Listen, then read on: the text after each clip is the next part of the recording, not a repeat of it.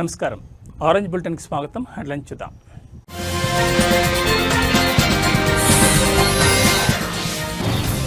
కూటమి ప్రభుత్వానికి వ్యతిరేకంగా సిఐటియు నిరసన. మహిళలతో రాత్రి వేళల్లో పని చేయించడం మానుకోవాలని డిమాండ్.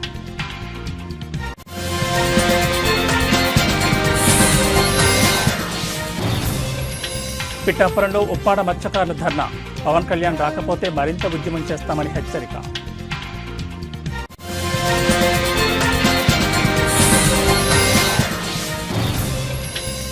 గోకవరంలో వైభవంగా కనకదుర్గమ్మ విజయదశమి ఉత్సవాలు. భారీగా తరలివచ్చిన భక్తులు. విజయవాడలో ఆంధ్రప్రదేశ్ రాష్ట్ర ఇరిగేషన్ డెవలప్మెంట్ కార్పొరేషన్ బోర్డు డైరెక్టర్గా ప్రమాణ స్వీకారం చేసిన సందర్భంగా కరిసత్యగౌరిని అనపర్తి ఎమ్మెల్యే నల్లమిల్లి రామకృష్ణారెడ్డి సత్కరించి శుభాకాంక్షలు తెలిపారు. ఈ కార్యక్రమానికి యువ నాయకులు నల్లమిల్లి మనోజ్ రెడ్డి, ఏఎంసీ చైర్మన్ సూర్యకుమారి మరియు తెలుగు మహిళలు హాజరయ్యారు.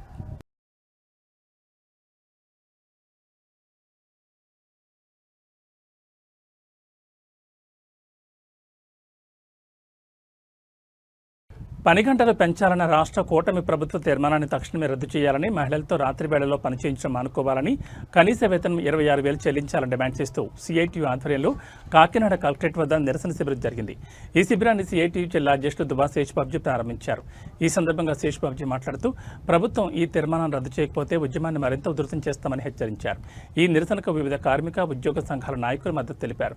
ఐసీసీటీయు రాష్ట్ర కన్వీనర్ గొడుగు సత్యనారాయణ, రైతు కూలీ సంఘం నాయకులు వల్లూరు రాజబాబు, లిబరేషన్ నాయకులు నాగేశ్వరరావు, సిపిఎం జిల్లా కార్యదర్శి కరణం ప్రసాద్, పౌర సంక్షేమ సంఘం నాయకులు దోసరపూడి రమణరాజు, యూటీఎఫ్ జిల్లా ప్రధాన కార్యదర్శి నగేష్, ఐఎన్టీయూసీ జిల్లా అధ్యక్షులు తాండూరు రాజు ఈ శిబిరంలో పాల్గొన్నారు. వీరంతా మాట్లాడుతూ పని గంటల పెంపు నిర్ణయం కూటమి ప్రభుత్వానికి మరణ శాసనంగా మారుతుందని హెచ్చరించారు. 3 షిఫ్ట్లను 2 షిఫ్ట్లుగా మార్చడం వల్ల ముగ్గురిలో ఒకరి ఉపాధి పోతుందని, నిరుద్యోగులకు ఉద్యోగం అనేది కలగానే మిగిలిపోతుందని విమర్శించారు. పగలే మహిళలకు రక్షణ కల్పించలేని ప్రభుత్వం రాత్రి వేళల్లో వారిని పనిచేయించడం మానుకోవాలని డిమాండ్ చేశారు. వ్యతిరేకిస్తూ ఉన్నాం. మరి భవిష్యత్తులో చేసే కార్మికుల పక్షాన చేసే పోరాటం మన రాష్ట్రంలో కార్మికులందరూ ఏకతాటిపై వచ్చి నిరసన చట్టాన్ని 8 గంటల పనిదినం సాధించుకుంటే దాన్ని సునాయాసంగా వీళ్ళు 8 గంటల పని విధానం కొనసాగించాలని రాష్ట్ర ప్రభుత్వం నూతనంగా తీసుకొచ్చిన 13 గంటల పని విధానం అనే దాన్ని రద్దు చేయాలని రాష్ట్ర ప్రభుత్వం దీన్ని రద్దు చేయాలి. రద్దు చేయకపోతే రాష్ట్ర ప్రభుత్వాన్ని రద్దు చేసే పని మేము ప్రజలందరి చేత చేయిస్తాం. ఆయన రద్దు అయిపోవాలో, ఈ విధానం రద్దు అవ్వాలో చంద్రబాబు నాయుడు తెలుసుకోవాలని చెప్పి కోరుతున్నాం. 8 గంటల పని విధానం అనేటువంటిది రాష్ట్రం వాళ్ళు కోరుతున్నాం కాదు, ప్రపంచం అంతటా ఉన్నదే. పైగా 8 గంటల పని విధానం కోసం చెప్పి ఒక పెద్ద సమ్మె 1886లో చికాగోలో జరిగింది. కానీ గర్వకారణమైనటువంటి విషయం ఏంటంటే ఈ ప్రపంచంలో తొలిసారి 8 గంటల పని విధానం కోసం సమ్మె చేసిన వాళ్ళు భారతీయులు. అది 1862లో పౌర రైల్వే కార్మికులు సమ్మె చేశారు. ఆ సమ్మె ఆ రోజు విజయవంతం కాలేదు, కానీ చరిత్రలో భద్రంగా నమోదయ్యి ఉన్నది. అందువల్ల మేము చెప్పదలుచుకుంటారంటే ఈరోజు తీసుకొచ్చిన విధానాన్ని మీరు రద్దు చేయండి. మీరు రద్దు చేయకపోతే మీ ప్రభుత్వాన్ని రద్దు చేసే పనంతా మేము చేస్తామని చెప్పి చంద్రబాబు నాయుడు గారు తెలియజేస్తున్నారు.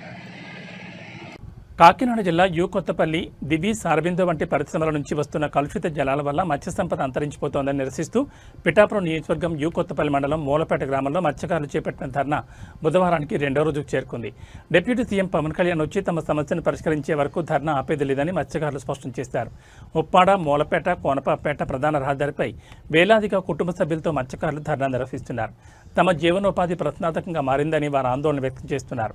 యానా, ముమ్మిడివరం నియోజకవర్గాల్లో రిలయన్స్ రేషన్ కార్డు ఉన్న మత్స్యకారులకు నెలకు 11,500 ఇస్తున్న తరహాలోని ఉప్పాడ తీర ప్రాంత మత్స్యకారులకు కూడా నష్టపరిహారం ఇవ్వాలని వారు డిమాండ్ చేశారు. మత్స్యకారుల ధర్నా శిబిరానికి వచ్చిన జిల్లా కలెక్టర్ సాగిల్ షణ్మోహన్ మరియు ఇతర పోలీసు ఉన్నతాధికారులు వారితో మాట్లాడారు. సమస్యను పరిష్కరిస్తామని, ఇది ఇప్పటికే డిప్యూటీ సీఎం పవన్ కళ్యాణ్ దృష్టికి వెళ్లిందని తెలిపారు.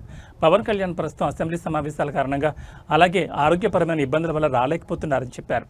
మత్స్యకారుల పెద్దలతో ఒక కమిటీ ఏర్పాటు చేసి అధికారులతో కలిసి సమస్యను పరిష్కరించేందుకు కృషి చేయాలని ఆయన ఆదేశించినట్లు కలెక్టర్ తెలిపారు. అయితే పవన్ కళ్యాణ్ స్వయంగా వచ్చే వరకు ఆందోళన విరమించేది లేదని మత్స్యకారులు తేల్చి చెప్పారు. దీంతో కలెక్టర్ మరియు అధికారులు నిరాశగా వెనుదిరిగారు. తమ సమస్య పరిష్కారం కాని పక్షంలో ఉద్యమాన్ని మరింత ఉధృతం చేస్తామని వారు హెచ్చరించారు.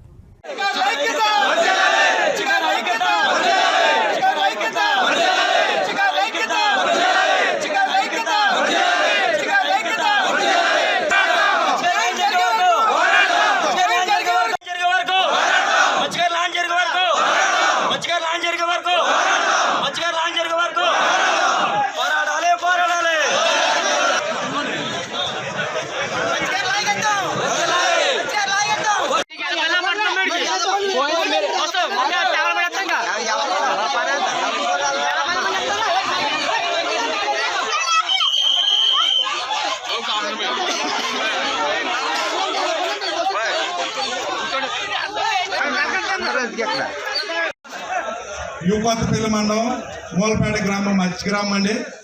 మాది పూర్తిగా సాంప్రదాయ వేటని నమ్ముకొని జీవనోపాధి చేస్తూ ఉంటామండి.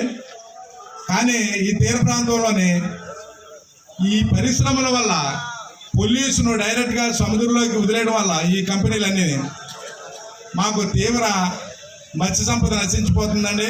దానివల్ల గత 4-5 మా ఉద్యమాన్ని తీవ్రతరం చేయకుండా ఉండాలంటే మాకు న్యాయబద్ధమైన మా ఈ కోరికలను నెరవేర్చాలని కోరుకుంటూ వల్ల కోల్పోయిన మత్స్య సంపదను కోల్పోయిన మత్స్యకారులందరికీ కూడా నెల 11,500 ప్యాకేజీని ప్రకటించారండి. అదే దుస్థితి మాకు కూడా ఆ పరిస్థితి మాకు కూడా వచ్చేటట్టు గౌరవనీయులైన నారా చంద్రబాబు నాయుడు గారికి, అలాగే మా నియోజకవర్గం పిఠాపురం నియోజకవర్గం ఎమ్మెల్యే అయిన డిప్యూటీ సీఎం పవన్ కళ్యాణ్ గారికి మేము వినిపించుకుంటున్నామండి.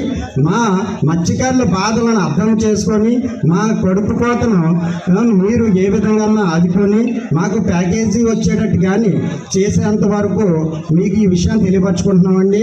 లేని పక్షంలో ఈ విషయాన్ని జిల్లా యూకొత్తపల్లి మండలం మూలపేట గ్రామం అండి. మేము సాంప్రదాయ మత్స్యకారులమండి.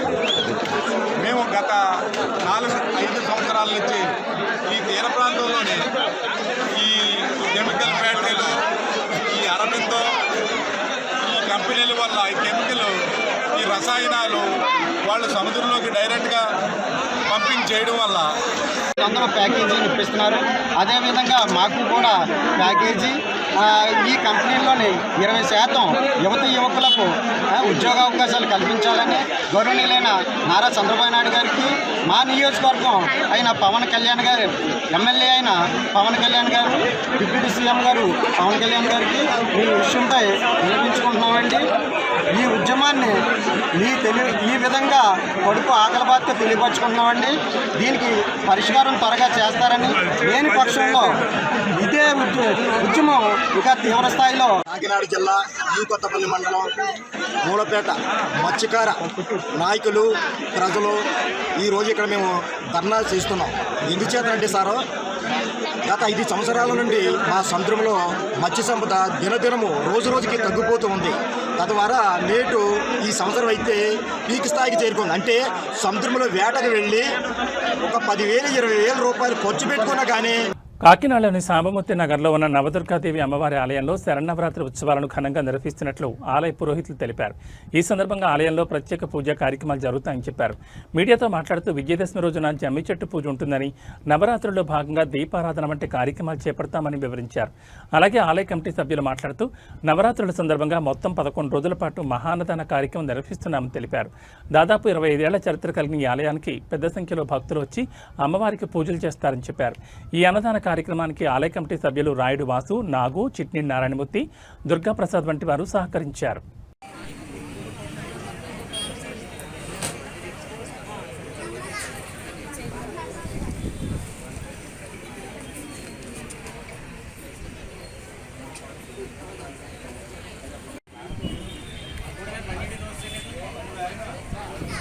కిరణ్ ఒకసారి అలా జరుగు. కిరణ్ పక్క జరగ, దగ్గర లాగు, దగ్గర.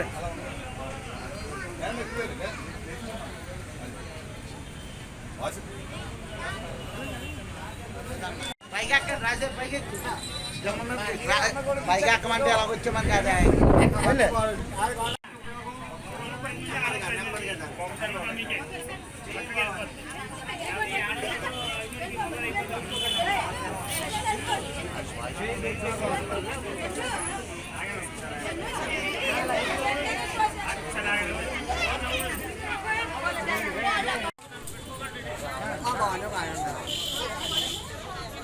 అమ్మ చివరికి వెళ్ళిపోండి, అమ్మ చివరికి వెళ్ళిపోండి.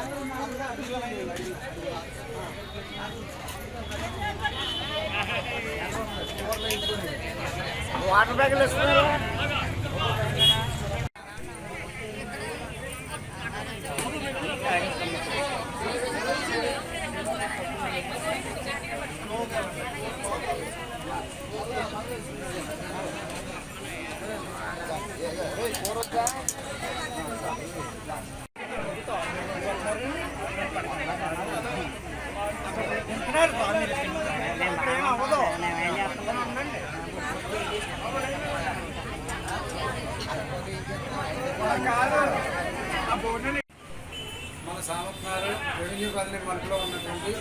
కనకదుర్గ అమ్మవారి ఆలయం నుండి ప్రతి సంవత్సరం కూడా దీవెనావతులు చాలా బాగా జరుగుతుంటాయి. ఈ 10 రోజులు కూడా నిత్యము అన్నదానం భారీ ఎత్తున జరుగుతూ ఉంటుంది. ఈ భారీ ఎత్తు అన్నదానంలో అందరూ కూడా పాల్గొంటారు. ఇందులో కులం మతం అనే తేడా లేకుండా అందరూ కూడా భోజనానికి వస్తారు. అందరూ కూడా ఈ భోజనం చేసి చాలా బాగుందని అమ్మవారిని తలుచుకుంటూ ఉంటారు. ఈ నవరాత్రుల్లో అశేష జనం వచ్చి అమ్మవారిని దర్శించుకుని అందరూ కూడా వారి యొక్క భక్తి శ్రద్ధలు చూపించి పుణ్యాన్ని సంపాదించుకుంటూ ఉంటారు. అదేవిధంగా ఈ విజయదశమి రోజున జమ్మిచెట్టు పూజ జరుగుతుంది. ఆ జమ్మిచెట్టు పూజ అమ్మవారు ఆలయం ఆ ఓవర్ బ్రిడ్జి వేయడం వల్ల అది 5వ వీధిలోకి వచ్చినది. ఈ అమ్మవారి ఆలయానికి 25 సంవత్సరాల నుంచి మా కమిటీ మెంబర్స్ అందరూ నవదుర్గేవతం కమిటీ అన్ని కార్యకర్తలు అందరూ చేస్తున్నారు. ఈ అమ్మవారి ఆలయానికి రాయల్ కనకదుర్గ సాయి ముఖ్యమంత్రి వారు సహాయం జరిగింది. ఈ ఆలయానికి ఎంతోమంది భక్తులు తండోపతండాలుగా వచ్చి వాళ్ళకు తోచిన విరాళాలు ఇచ్చి ఈ కార్యక్రమంలో పాల్గొంటుకుంటారు. ఈ దేవీ నవరాత్రులు 9 రోజులు కూడా ఈ అమ్మవారికి తమకు తోచిన రీతిలో అందరూ కూడా గోకవరంలోని దేవీ చౌక్లో కొలువైన కనకదుర్గమ్మ ఆలయంలో విజయదశమి ఉత్సవాలు అత్యంత వైభవంగా జరుగుతున్నాయి. 3వ రోజు ఉత్సవాల్లో భాగంగా విశ్వ హిందూ ధర్మ పరిరక్షణ రామసేన అధ్యక్షులు కంబాల శ్రీనివాసరావు దంపతులు అమ్మవారికి ప్రత్యేక పూజల్లో పాల్గొన్నారు. ఆలయ ప్రధాన అర్చకులు డాక్టర్ వల్లూరు జగన్నాథ్ శర్మ అమ్మవారికి విశేష పూజలు నిర్వహించారు. 23 సంవత్సరాల చరిత్ర కలిగిన ఈ ఆలయానికి వివిధ ప్రాంతాల నుంచి పెద్ద సంఖ్యలో భక్తులు వచ్చి అమ్మవారిని దర్శించుకుంటారు. ప్రతిరోజు ఆలయం వద్ద ఏర్పాటు చేసిన రంగస్థలంపై పలు సాంస్కృతిక కార్యక్రమాలు, గరగ ఆటలు వంటివి జరుగుతాయని ఆలయ సేవకులు తెలిపారు. ఉత్సవాల్లో 3వ రోజు అమ్మవారు అన్నపూర్ణాదేవి రూపంలో భక్తులకు దర్శనమిచ్చారు.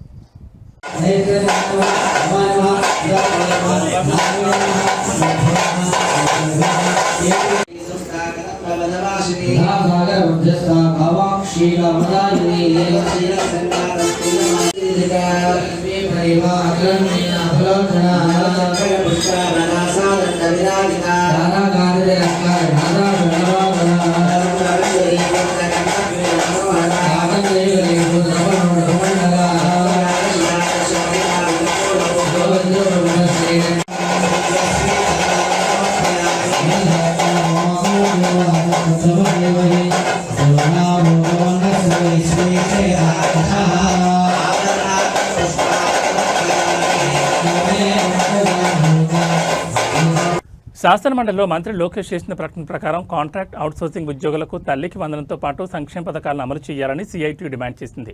కాకినాడ జిల్లా కలెక్టరేట్ కార్యాలయం వద్ద మీడియా సమావేశంలో సిఐటియు నగర కోకనుండర్ పలివెల వీరబాబు ఈ విషయాన్ని వెల్లడించారు. ఈ సందర్భంగా వీరబాబు మాట్లాడుతూ జీవో నెంబర్ 26లోని పేరా జీ ప్రకారం 10,000 లోపు జీతం ఉన్న గ్రామీణ ప్రాంత కార్మికులకు, 12,000 లోపు జీతం ఉన్న పట్టణ ప్రాంత కార్మికులకు తల్లికి వందనం పథకం వర్తిస్తుందని పేర్కొన్నారు. దీనిపై కమిషనర్ మరియు డైరెక్టరేట్ ఆఫ్ మున్సిపల్ అడ్మినిస్ట్రేషన్ వారు రాష్ట్రంలోని మున్సిపల్ కమిషనర్ అందరికీ లేఖ రాస్తారని ఆయన గుర్తు చేశారు. అయితే గతంలో ఈ పథకం తమకు వర్తించదని కాకినాడ నగరపాలక సంస్థ అధికారులు చెప్పారని, జిల్లా కలెక్టర్ షణ్మోహన్ కూడా 12,000 లోపు జీతం ఉన్న వారికి ఈ పథకం వర్తిస్తుందని తెలిపారని ఆయన పేర్కొన్నారు. కానీ మంగళవారం శాసనమండలిలో మంత్రి లోకేష్ శానిటేషన్ వర్కర్లకు జీతంతో సంబంధం లేకుండా తల్లికి వందనం మరియు ఇతర సంక్షేమ పథకాలు అమలు చేస్తున్నట్లు ప్రకటించారని వీరబాబు తెలిపారు. అలాగే అంగన్వాడీ మరియు ఆశా వర్కర్ల విషయంలో కూడా తగిన నిర్ణయం తీసుకుంటామని లోకేష్ చెప్పారని ఆయన గుర్తు చేశారు. మంత్రి లోకేష్ ప్రకటన నేపథ్యంలో కాకినాడ జిల్లా కలెక్టర్ షణ్మోహన్ జోక్యం చేసుకుని మున్సిపల్ అవుట్సోర్సింగ్ శానిటేషన్ వర్కర్లకు తక్షణమే తల్లికి వందనం పథకాన్ని అమలు చేయాలని, ఈ మేరకు నగరపాలక సంస్థ అధికారులకు ఆదేశాలు జారీ చేయాలని సిఐటి కోరుతోంది.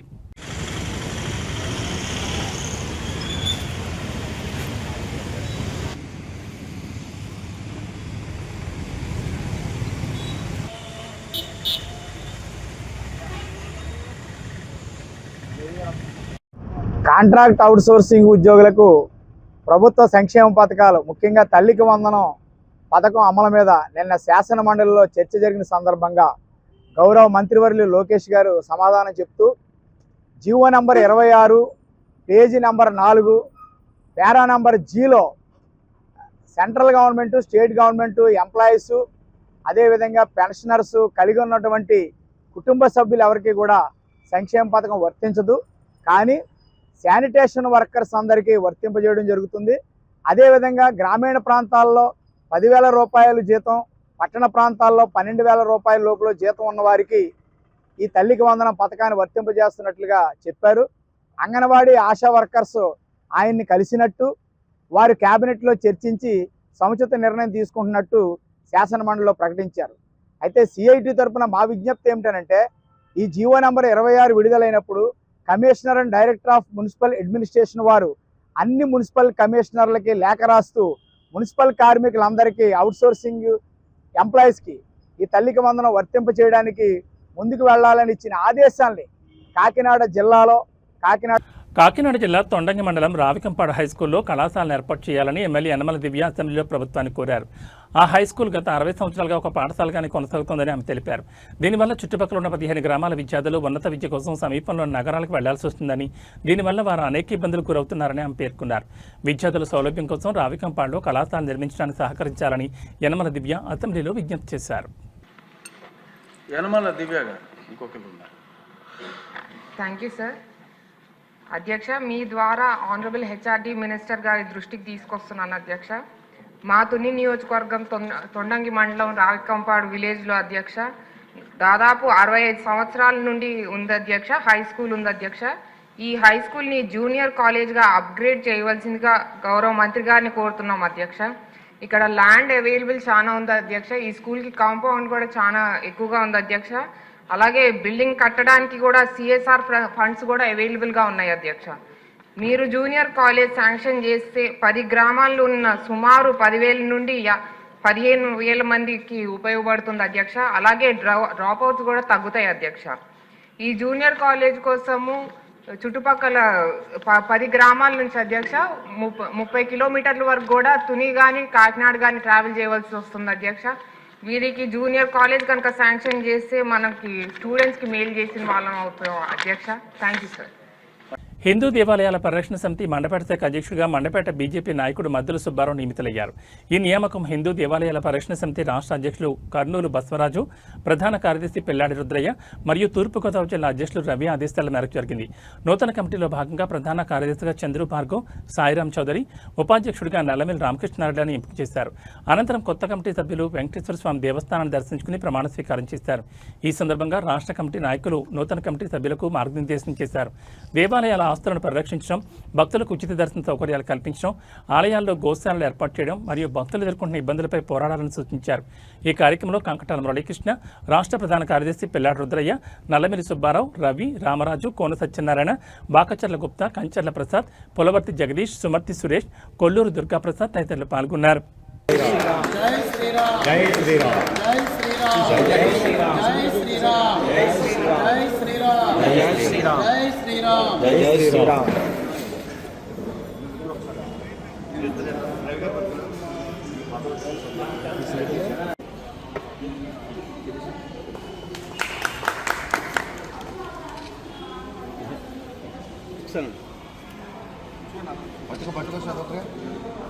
పట్టుకో సార్ ఫోటో దిగుతాను. ఇక్కడ చేసుకోరండి మీరు కూడా దీన్ని లైన్లో వచ్చారు. నెక్స్ట్ టైం మీరు వచ్చి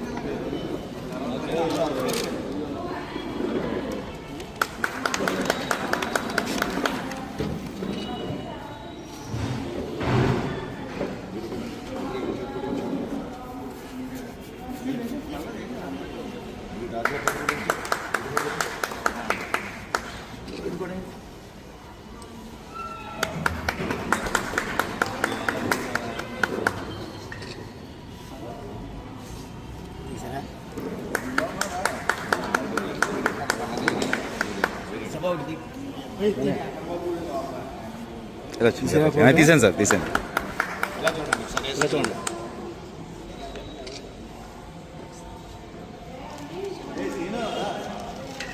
పరిరక్షణ సమితి మండపేట పట్టణంలోని వెంకటేశ్వర స్వామి దేవాలయంలో ఈ కార్యక్రమం కార్యవర్గ సమావేశం ఏర్పాటు చేయడం జరిగింది. ఈరోజు అధ్యక్షులుగా నియమించినటువంటి కర్నూలు బసవరాజు గారికి, అలాగే మన ప్రధాన కార్యదర్శి పిల్లాడి రుద్రయ్య గారికి, అలాగే మాకు సపోర్ట్ చేసినట్టు రవి గారికి, అలాగే రామరాజు గారికి, అలాగే మన రాజమండ్రి నల్మిల్లి సుబ్బారావు గారికి అందరికీ కూడా నేను కృతజ్ఞతలు తెలియజేస్తున్నాను.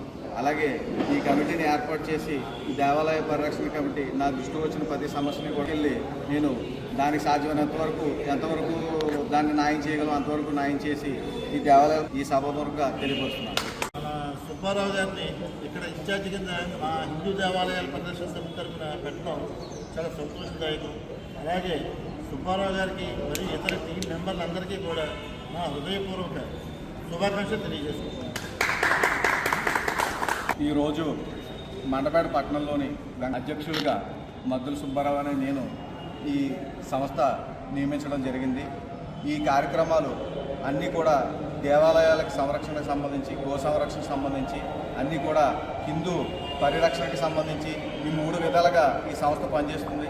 ఈ సంస్థలో ఈ 3 కూడా ఈ దేవాలయాల దగ్గర నుంచి అన్నీ కూడా సమస్యలు నా దృష్టికి వచ్చిన అన్నీ కూడా నేను అధికారులతో సంప్రదించి దాన్ని పరిష్కారం చేస్తానని తెలియజేస్తున్నాను.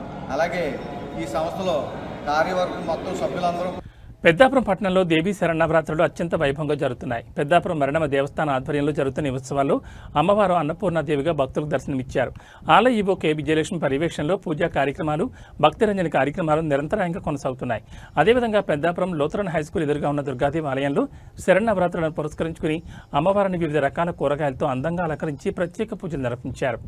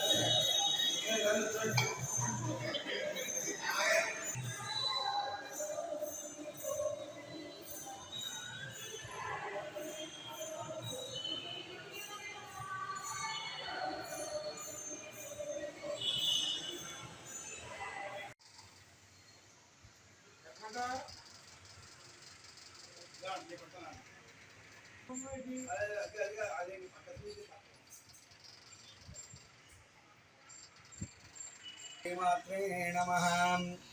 సింధూరారుణ విగ్రహం త్రీణైన మాణిక్య మౌళీస్ఫుటనాయకాం శేఖరాం స్మితముఖీం మాపీన వక్షోరుహాం పాణిభ్యాం మణిపూర్ణరత్నాం శశికాం రక్తోత్పల బిభ్రతీం సౌమ్యరత్నఘటస్థరక్తచరణాం ధ్యాయేత్ పరామాంబికాం.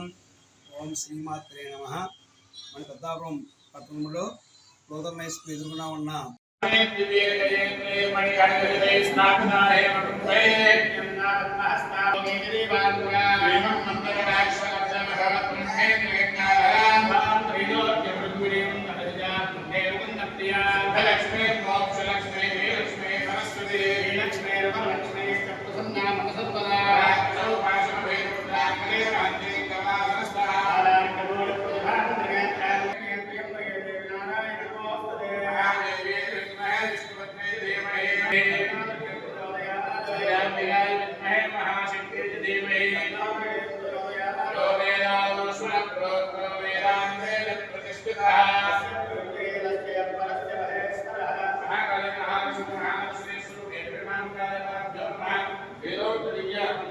విజయవాడలో ఆంధ్రప్రదేశ్ రాష్ట్ర కనీస వేతన సలహా మండలి చైర్మన్గా ప్రమాణ స్వీకారం చేసిన పెళ్లకూరు శ్రీనివాసరెడ్డిని అనపతి శాసనసభ్యులు నల్లమేలు రామకృష్ణారెడ్డి మరియు మాజీ మంత్రి సర్వేపల్లి ఎమ్మెల్యే సోమిరెడ్డి చంద్రమోహన్ రెడ్డి సత్కరించి శుభాకాంక్షలు తెలిపారు.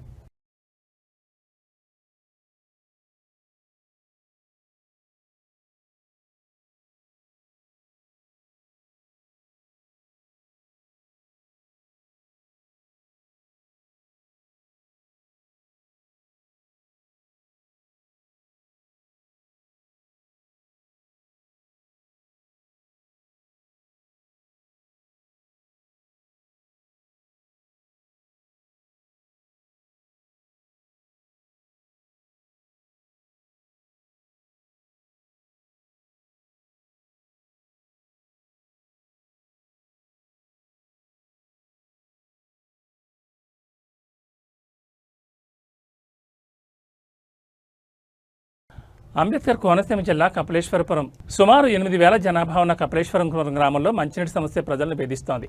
గ్రామంలో 3 వాటర్ ట్యాంకులు ఉన్నప్పటికీ కేవలం ఒక్కటి మాత్రమే పనిచేస్తోంది. అది కూడా శిథిలావస్థలో ఉంది. గ్రామ పంచాయతీ కార్యాలయం వద్ద 40 సంవత్సరాల క్రితం నిర్మించిన వాటర్ ట్యాంక్ ప్రస్తుతం మనగడలో ఉన్న ఏకైక ట్యాంక్. దీని గోడల నుంచి పెచ్చులు ఊడిపోతూ ప్రమాదకరంగా తయారైంది. అదేవిధంగా రామకృష్ణనగర్ మరియు అగ్రహారంలోని జగనన్న కాలనీలో కొత్తగా నిర్మించిన వాటర్ ట్యాంకులు 7 గడుస్తున్నా ఇంతవరకు నీటి సరఫరాకు నోచుకోలేదు. గ్రామంలో ఎప్పుడూ వేసిన పైపు లైన్లు పూర్తిగా పాడైపోవడం కొన్ని ప్రాంతాల్లో నిరంతరం నీరు వృధాగా పోతోంది. ఈ కారణంగా అగ్రహారం కాలనీవాసులు తీవ్రమైన నీటి సమస్యలతో బాధపడుతున్నారు. జలజీవన మిషన్ పథకం ఈ ప్రాంతంలో అమలు కాకపోవడంతో ప్రజల మంచినీటి కష్టాలు ఇంకా అలాగే ఉన్నాయి.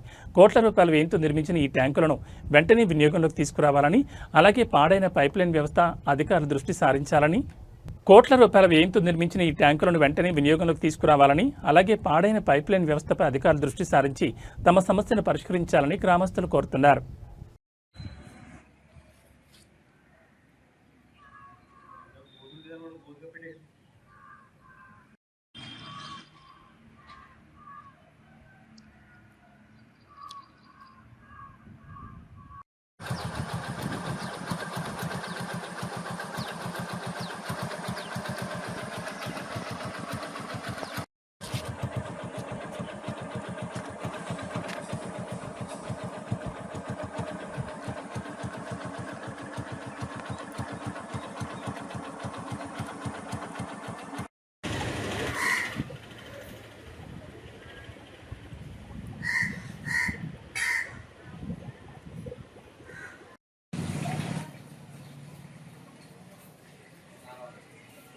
భవాని మీకేం బొట్టెట్టాలా కాకేం రమ్మంటే డబ్బులు తీసుకో రండి.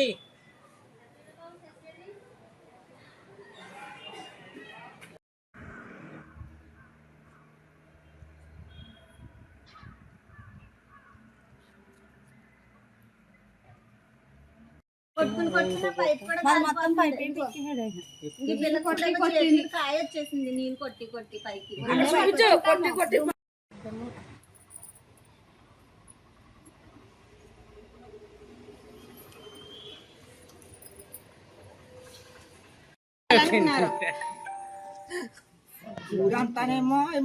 ఊరంతా వస్తుందండి. ఊరంతా వచ్చేటప్పుడు మరి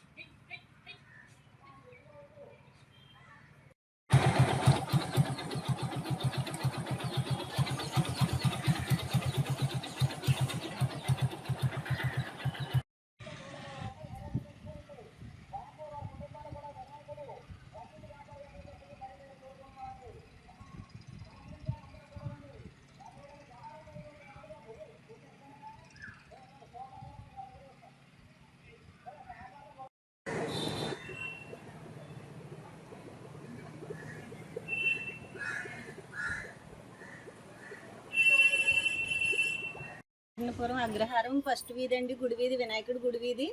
అప్పుడే 6 నెలల నుంచి కుళాయిలు రావట్లేదండి. చాలా ఇబ్బంది పడుతున్నాం పిల్లలతోటి. ఎన్నిసార్లు చెప్పినా పంచాయతీ దగ్గరికి వెళ్ళి కంప్లైంట్ ఇచ్చినా కానీ పట్టించుకోవట్లేదండి. పన్నులు కట్టించుకుంటా వస్తున్నారండి. పన్నులు 6 నెలలకు ఒకసారి పనులు కట్టించుకుంటాకి, ఇంటి పనికి కుళాయి పనులు కట్టించుకుంటాకి వస్తున్నారు. చెప్పినా కానీ పట్టించుకోవట్లేదండి. ఎన్నిసార్లు కంప్లైంట్ చేసామండి పంచాయతీ దగ్గరికి వెళ్ళి. నీలో ట్యాంకు కలెక్షన్ కలుపుతానంటున్నారండి. ఎన్నిసార్లు అడిగినాను. మొత్తం ఊరంతా రాకపోతే మేము అడగమండి. ఆ పక్క అంతా మొత్తం ఊరంతా వస్తుంది కుళాయి. ఎక్కడ పడితే అక్కడ లీకేజ్ అయిపోయి పోతున్నాయండి. ఇది ఒక్కటే రావట్లేదండి. అప్పుడే 6 నెలల నుంచి ఎన్నిసార్లు కంప్లైంట్ చేసినా కానీ అడిగినా వచ్చి చూడడం వెళ్ళిపోవడం తప్పే. సూర్యారావుపేటలోని లచ్చిరాజు వారి వీధి 2 టౌన్ రోడ్ రామాలయం జంక్షన్ వద్ద మొదటి సంవత్సర గణపతి అన్నదానం ఘనంగా జరిగింది. ఈ కార్యక్రమానికి స్థానిక ముస్లిం మరియు మార్వాడి కుటుంబాల ఆది సహకారంతో నిర్వహించారు. నగర గణేష్ ఉత్సవ సమితి గౌరవాధ్యక్షుడు దోసలపూడి రమణరాజు ముఖ్య అతిథిగా పాల్గొని అన్నదానాన్ని ప్రారంభించారు. ఈ సందర్భంగా ఆయన మాట్లాడుతూ భగవంతుని సేవలో కులమత భేదం ఉండదని, పంచభూతాల సాక్షిగా మానవులంతా లోక కళ్యాణం కోసం జీవించాలని అన్నారు. 1976లో 2 టౌన్ సెంటర్ బెండా అప్పారావు చవితి పందిరి ఎంతటి అగ్రగామిగా నిలిచిందో అదే రీతిలో లచ్చిరాజు వారి వీధి రామాలయం జంక్షన్ కూడా భవిష్యత్తులో గణపతి ఉత్సవాల కేంద్రంగా నిలవాలని ఆకాంక్షించారు. ఇందుకోసం ఇక్కడ గణపతి విగ్రహాన్ని ప్రతిష్ఠించాలని ఆయన కోరారు. ఈ కార్యక్రమంలో సహకరించిన పలు కమిటీలకు ప్రశంసా పత్రాలు అందజేశారు. బోర వెంకటేశ్వరరావు, చుచ్చుపట్ల రాంబాబు, బదిరి కృష్ణమూర్తి, కాంతిప్రసాద్ వంటి వారు ఈ కార్యక్రమాన్ని పర్యవేక్షించారు.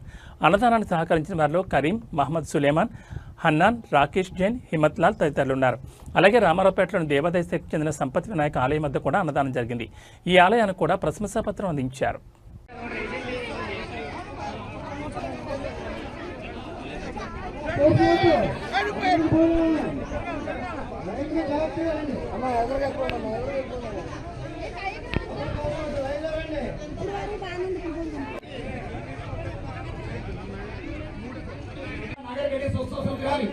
భోగి గణపతి పీఠం కానీ మీకు తెలియజేసేది ఏమిటంటే, ఒక చక్కటి వినాయకుడి విగ్రహాన్ని ఇక్కడ రామాలయం దగ్గర చక్కగా ప్లేస్ ఉంది కాబట్టి బయటికి కనిపించే విధంగా, అంటే సాలిపేటలో రోడ్డు మీద వినాయకుడు ఎలాగైతే కనబడుతున్నాడో ఇక్కడ మంచి పని మొదలు పెట్టారు. 2 టౌన్ సెంటర్ లో ఎంత ఘనంగా జరిగేదో బెండా పాలగర్ హయాంలో పూర్వతరం వారికి అందరికీ కూడా తెలుసు. మరలా ఇప్పుడు అటువంటి వైభవం ఈ గణపతి నవరాత్రుల వల్ల భవిష్యత్తులో ఖచ్చితంగా వస్తుంది. కాబట్టి మీరు ఈ లచ్చిరాజు గారి వీధి రామాలయం గుడి గణపతి మహారాజుకి జై గణేశ, జై గణేశ, జై గణేశ. సూర్యారావుపేట లచ్చిరాజు వారి వీధి రామాలయం జంక్షన్ లో ప్రప్రథమంగా గణపతి నవరాత్రులు నిర్వహిస్తూ ఈ రోజు అన్నదాన కార్యక్రమాలు చేయడం అనేటువంటి జరుగుతూ ఉంది. మోర వెంకటేశ్వరరావు గారు కానీ, బద్రి కృష్ణమూర్తి గారు కానీ, కాశీ గారు కానీ, ఇక్కడ ఉన్నటువంటి ముస్లిం సోదరులు కానీ, మార్వాడి సోదరులు కానీ అందరి యొక్క సంయుక్త సహకారంతో ఈ కార్యక్రమాలు జరుగుతూ ఉన్నాయి. పూర్వం ఈ సెంటర్ లో బెండా అప్పారావు గారు. ఇవి ఆర్ఎన్ న్యూస్ విశేషాలు. మరో బులెటిన్లో మళ్ళీ కలుసుకుందాం. నమస్కారం.